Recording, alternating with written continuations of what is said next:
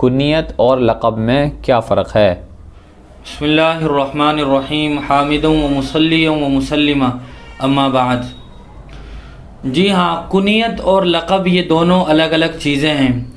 عام فہم انداز میں سمجھنے کے لیے کنیت کہا جاتا ہے جس لفظ کے شروع میں ابو یا بڑھا دیا گیا ہو۔ ابو عربی میں کہتے ہیں والد کو، اور کہا جاتا ہے والدہ کو۔ جیسے ابو بکر، یہ حضرت ابو بکر رضی اللہ تعالیٰ عنہ کی کنیت ہے۔ لفظ بکر کے شروع میں ابو بڑھا دیا گیا ہے، اور یہ کنیت ان کی اس لیے ہے کہ بکر کے معنی آتے ہیں عربی میں جلدی کرنا، کسی چیز میں جلدی کرنا۔ چونکہ حضرت ابو بکر رضی اللہ تعالیٰ عنہ بھی نیک اعمال کرنے میں جلدی کیا کرتے تھے، اس لیے ان کی کنیت ابو بکر پڑ گئی۔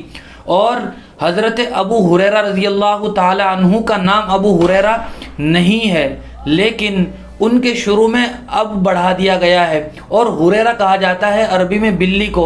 چونکہ انہیں بلی سے انسیت تھی، اس لیے ان کی یہ کنیت پڑ گئی ابو ہریرہ۔ اسی طرح آپ نے بسا اوقات عورت کی طرف نسبت کرتے ہوئے سنا ہوگا جمیل، بڑھا دیا جاتا ہے، تو اس طرح اب اور بڑھا دینے سے کنیت بن جاتی ہے۔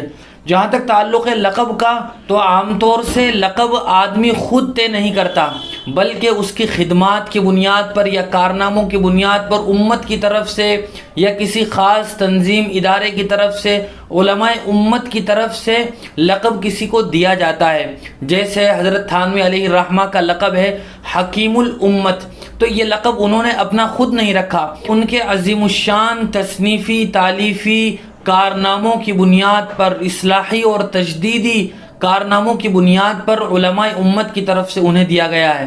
جیسے شیخ الاسلام یا علامہ شبیر احمد عثمانی کا، اور آج کل مفتی تقی عثمانی صاحب کا لقب ہے۔ یہ لقب انہوں نے خود طے نہیں کیا، بلکہ ان کے کارناموں کی بنیاد پر امت کی طرف سے، علماء کی طرف سے ان کو دیا گیا ہے۔ یہ بنیادی فرق ہے کنیت اور لقب کے درمیان۔